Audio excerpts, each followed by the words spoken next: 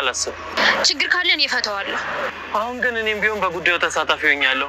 ወይ ቢያገኘኝ የሚመረኝ ይመስልሻል? እንደዛ ከሆነ አታስብ።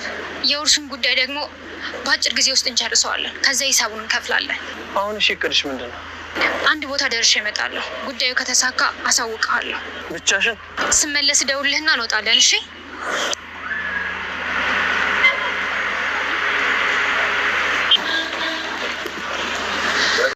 ከታሰረበት ትሁት ታስፈታዋለች። ትሁት ዛሬ ታሪክ ሰርታለች። ዲናም በአጋቿ ታንቃም እሱም ችግር ውስጥ እያስገባት ይገኛል።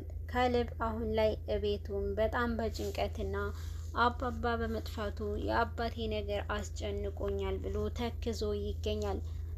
ትሁትም ካሌብንም በመደበቅ ነገሩንም እንዳያበላሸው ወደ ቲናም ተከትላት በሄደች ጊዜ አባባን ከዛ ቦታ ታድነዋለች። አጋቹም አባባና ካሌብን በሚያጠቃቸው ሰዓት ከኋላ ሆና ቲና አጋቹንም ትመታውና ጭንቅላቱንም መሬት ላይ ይወድቃል። በመሀል ከዛም አባባን ለማስመለጥ እሱንም ቶሎ ብላ ትፈታዋለች። የካሌብ አባት ከዛ ቦታ ታስወጣውና ዳኒም በተዘረረበት ደግሞ አጋቹም እዛው ቦታ እንዳለ ትታቸው ትሄዳለች።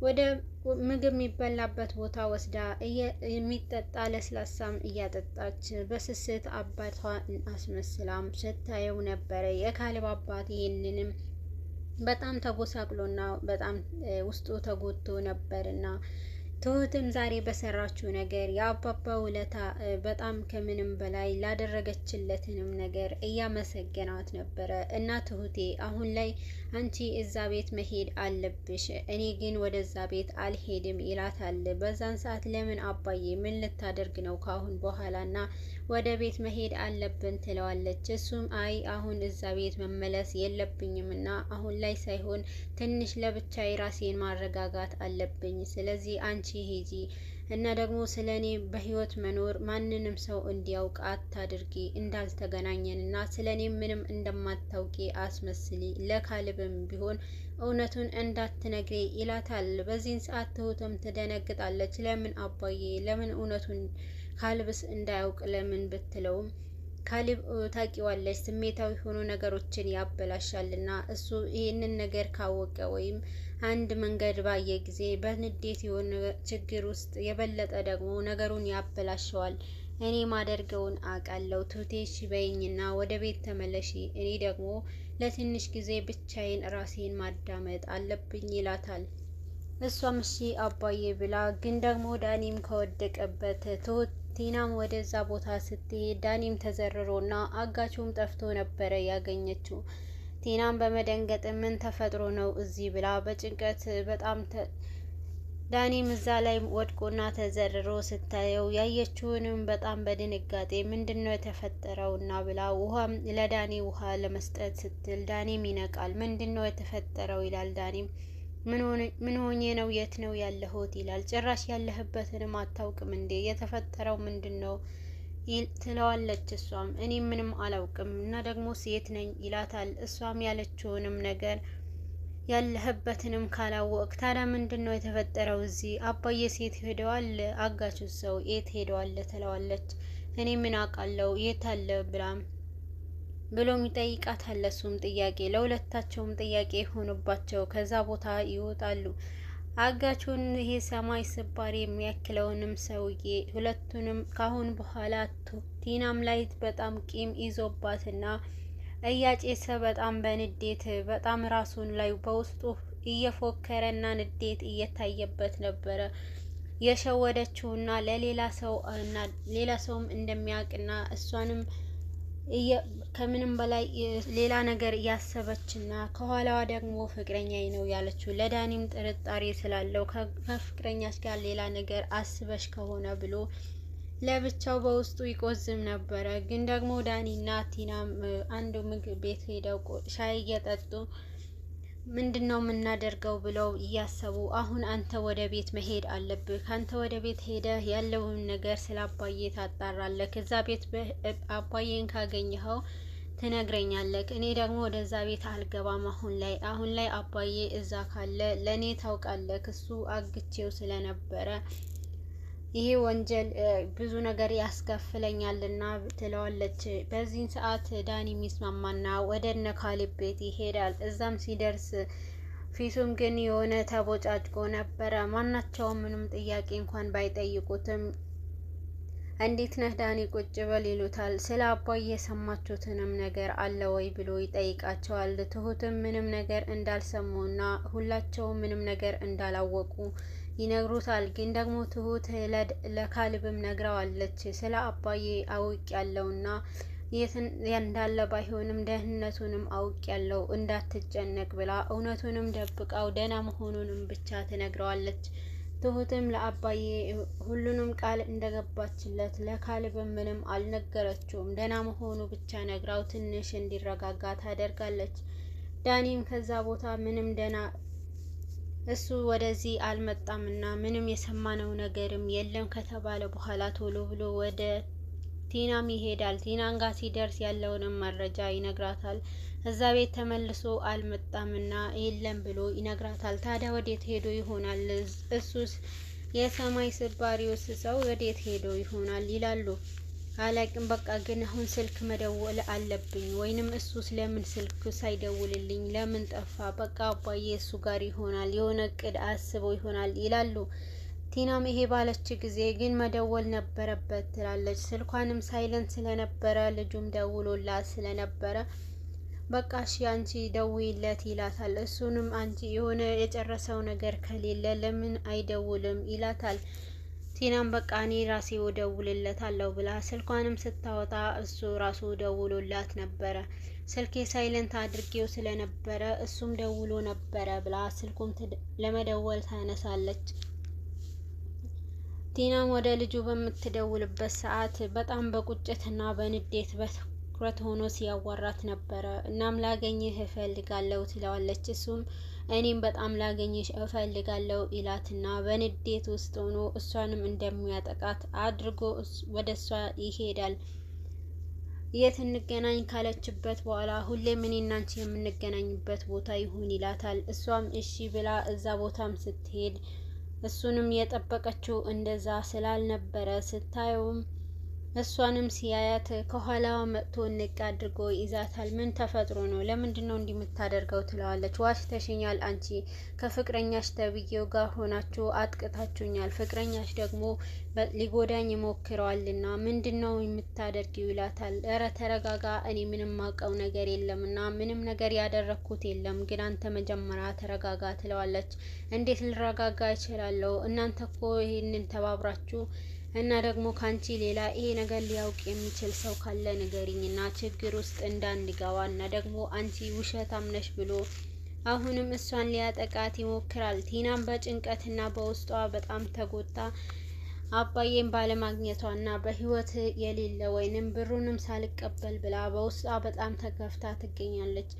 ታዲያ አባዬ አንተ ጋር አይደለም ወይ ብላም ትጠይቀዋለች። አዎ እኔ ጋር አይደለም እና ይላታል። እባከን አሁን አትቀልድ፣ አንተ ጋር ከሆነ አሁን የምናደርገው እናደርጋለን ትላለች።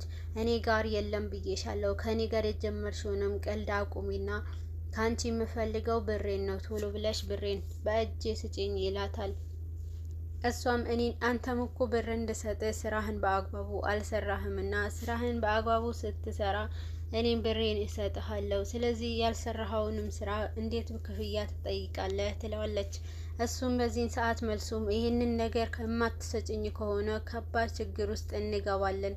አንቺ ይሄ ብር በእጄ ካልሰጠሽኝ ችግር ውስጥ እንደምትገቢ ጥርጥር የለውም እና አለቅሽም፣ ዋጋ አስከፍልሻለሁ ይላታል። ተረጋጋ እንጂ ቆይ እናስብበት ትለዋለች። ይኸውልሽ አሁን ስለ አባይ ስለ ሰውየው ከፈለግሽ ያለውንም መረጃ ይላታል። እሱ የት እንዳለ ንገረኝ፣ የት እንዳደረግከውም እውነቱን ንገረኝና የምናደርገው መፍትሄ ትለዋለች። እሱም ገድዬዋለሁ ይላታል። እንዴት አደርጋለህ ትለዋለች። እሱም በቃ ገድዬዋለሁ አልኩሽ፣ ነገር ግን ይሄንን ነገር የሰውንም ለማግኘት ከፈለግሽ እጥፉንም ብር መክፈል አለብሽ፣ ሰውየው ግን በህይወት የለም ይላታል። እሷንም ይሄንን ነገር የእውነት እንዳላት መስሏት ወደ ዳኒ ትሄድና ለዳኒም እውነቱንም ለመናገር ዳኒም ቆዝማ ሲያያት ምን ሆነሽ ነው ይላታል። እሷም የሆንኩትንማ አባዬ ሞተዋል እና ብሬንም ሳልቀበል እሱንም ሞተ ትላለች። የካሌብ አባት በመሞቱ ምንም ያልተጨነቀች ቲና ለብሯ ስትል ተክዛ ትገኝ ነበረ። እንዴት ሊሆን ይችላል? ይሄማ በፍጹም አይሆንም ይላል ዳኒም። ይሄ እውነት ነውና ሰውየው ነግሮኛል እንደገደለውና እንደሞተ ነገረኝ እና ደግሞ የሚፈልገው ነገር አለ። የሬሳው እንኳን ለማግኘት ቢያንስ እጥፉንም ብር እንድከፍለው አዞኛል። ያ ብር ካልሰጠሁት ሬሳውም አይገኝም ትላለች። እና ታዲያ ምንድን ነው የሚሻለው? ደግሞስ እንዴት ሊሞት ቻለ ብሎ ዳኒም በትካዜ ነገር የሆነ ጭርታ ነገር ስለታየው እንዴት የተፈጠረውንም ነገር ያስታውሳል። ከኋላ ሆኖ ለካሌብ አባትም አጋቹ ሰውዬ ሲመታውም እና ለሱም እንደመታው ነው። ከዛ በኋላ ይሄንን ቦክስ ደግሞ አባዬ ሊገለው አይችልም ብሎ ዳኒንም አባባ ሊሞት አይችልም ብሎ እንደማይሞት ይነግራታል። እሷም ሞተዋል፣ ግን እኔ በመሞቱ ምንም አልተቆጨሁም። ችግሩ ግን ብሩን ሳይሰጠኝና የምፈልገውንም ሳላገኝ በመሞቱ በጣም ተናድጃለሁ ትላለች። ካሌብ ግን አሁን ላይ ለአባቱም ጭንቀት ብሎ ከትሁት ጋር ትሁትንም ተረጋጋ፣ ሁሉንም ነገር ይስተካከላል፣ ነግሬህ የለ እንዴ አሁን ላይ አባዬም በህይወት እንዳለና ለትንሽ ጊዜ ራሱንም ማረጋጋት ይፈልግ ይሆናል፣ ዝም እንበለው ትላለች። ቲናም አሁን ላይ ግን አጋቹም ሰውዬ እያስጨነቃትም ስለሆነ አሁን እሱ የሚፈልገው ሬሳውንም ለመውሰድ እዛ ብር መክፈል አለብኝ፣ ግን ደግሞ ያ ብር ለመክፈል እንደማልችልና ከእነሱ ጋር ደግሞ ድርድር ማድረግ አለብኝ። ከዛ ቤት ያለውንም ንብረት ለመካፈል መጀመሪያ የአባዬ መሞቱንም ለነሱ ማስረዳት አለብኝ እና የእውነት እንደሞተ የሞተበትንም ሬሳንም እናደርጋለን። ካልተቻለ ደግሞ የማንም ሰው ሬሳ ተዛ የሞተበትንም ካልተገኘ ሬሳውንም ካልተገኘ የማንም ሬሳ አምጥተን እናሳያለን እና ደግሞ የማይቻል ከሆነ የሱ ፎቶ እዛ ላይ ለጥፈን እናሳያቸዋለን ትላለች ቲና። አሁን ላይ ግን መጀመሪያ ሄጄ እነሱ ጋር የሆነ ነገር ማድረግ አለብኝ እመጣለሁ ትለውና ለዳኒም ትሄዳለች። ወደ እነ ካሌብም ስትደርስ ወደ ቤት በመጨረሻም እያለቀሰች አባዬ አባዬ ስትል ትገባለች። ካሌብና ትሁትም ተገርመው ፊቷንንም እያዩት ወይኔ አባዬ ይሄ ላንተ አይገባህም፣ ሞት አይገባህም ትላለች።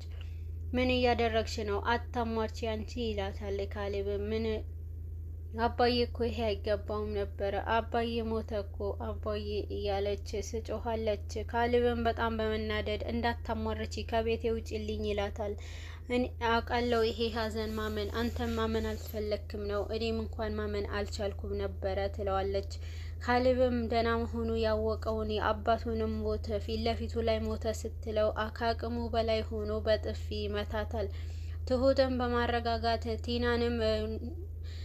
ቲናንም አረጋግታ ካሌብንም ወደ ክፍሉ ትወስደዋለች። ቲናም አሁን ላይ በማስመሰል ሁሉንም ነገር እንደነገረችው ለዳኒ ትነግረዋለች። አሁን የቀረኝ ብላ ወረቀት የውሸት ወረቀት የሞት ማስረጃ አስደርጋ ዳኒንም ታሳየዋለች። አሁን ሁሉም ነገር እየተስተካከለ ነው፣ ችርስ ማለት አለብንና ይህንን ወረቀት ካዩ በኋላ እውነት መሆኑንም ያረጋግጣሉ። ይህም አይ ካሉ የሆነ ቦታ ፎቶ ላይ ሬሳ አሳይተን ወይንም እዛ መቃብር ቦታ እናሳያቸዋለን እና ከዛ ቤት ያለውንም መጨረሻቸው ንብረቱንም ተካፍዬ ከዛኔ እናንተ ሁለታችን አብረን እንኖራለን እና ደግሞ የሰውየው ነገር ያሳስባል። ብሩ ካልሰጠውት እሱም ችግር ውስጥ ያስገባናል። በዛ ላይ ደግሞ ዳኒም ይህንን ሰውዬ ብር እየጠየቀች ነው፣ ካልከፈልሽው ደግሞ እንዴት ነው የምትሆኘው ይላታል። አይ ይሄንን ብር ልከፍለው አልችልም፣ ምክንያቱም እኔም አጋቼንም ገሎብኛል፣ እሱም ደግሞ ይሄንን ሁለታችንም ስህተት ስለሰራን እኔም ብር አልሰጠውም፣ እሱም ደግሞ ብር ያሳጥቶኛል ትላለች። ይሄ ወረቀት ለነሱ አሳይቼ ከዛ ቤት ብር መቀበል እንደ ሞታ አስመስዬ ያሰራውትን ነገር ነው። ብር ካለ ሁሉም ነገር ማድረግ ትችላለህ። በዚህ ወረቀት እኔም ነጻነቴን አገኛለሁ፣ እውነት መሆኑን በዚህ ያረጋግጣሉ ይላል። ትላለች። የካሌብ አባትም በነጻነት ህይወቴንም ስላዳንክልኝ ብሎ ፈጣሪውን እያመሰገነ በመንገዱንም በህይወት እንድኖር ስላደረከኝ አመሰግናለሁ እያለ አሁን ላይ የካሌብ አባት ምን ላድርግ ብሎ በውስጡ እኔም በቀል ልምረጥ ወይስ ላንተ ልተወው እያለ በነጻነት አየር ሲተነፍስ ያመሰግን ነበረ። ዳኒም ከቲና ጋር ቆሞና ሁሉንም ነገር በቃ በስነ ስርዓቱ ማድረግ አለብን፣ ይሄ ወረቀት ለነሱ አሳይቼ አሁን ግን የሚሄድበት ነገር አለ ብላ ለዳኒም ትነግረዋለች። ካሌብም ከአቅሙ በላይ ስለሆነ ሁሉንም ነገር አሁን ላይ በቃ ቲናንም አግቻት አሁን ሁሉንም ነገር እንድትነግረኝ አደርጋታለሁ ብሎ ወደ ቲና ይሄዳል። ወደ ቲናም ሊሄድ ሲል ካሌብም በቃ ይሄ ነገር አያቆምም ብላ እውነቱንም ትሁት ትነግረዋለች። ይኸውልህ አባዬ በህይወት አለና እኔም አግኝቼዋለሁ፣ እኔ ነኝ ከዛ ቦታም ያስጠፋሁት፣ ግን ደግሞ አሁን ላይ ይሄ ነገር ድብቅ መሆን አለበትና አንተ ምንም ነገር እንዳታበላሽ ብላ ታረጋጋዋለች። ቲናም ከዳኒ ጋር በቃ አሁን ደርሼ እመጣለሁና ከዛ በኋላ ወደ ቤት እንሄዳለን ትለዋለች። ከመሀልም የካሌብ አባት እሷንም ቲናንም ተሰናብታ ከዳኒ ጋር ስትሄድ የካሌብ አባት ዳኒንም ከኋላ ሆኖ ዳኒ ይለዋል። ዳኒም ይሄ ነገር ማመን አቅቶት እንዴ አባዬ ብሎ ደርቆ ይቀራል።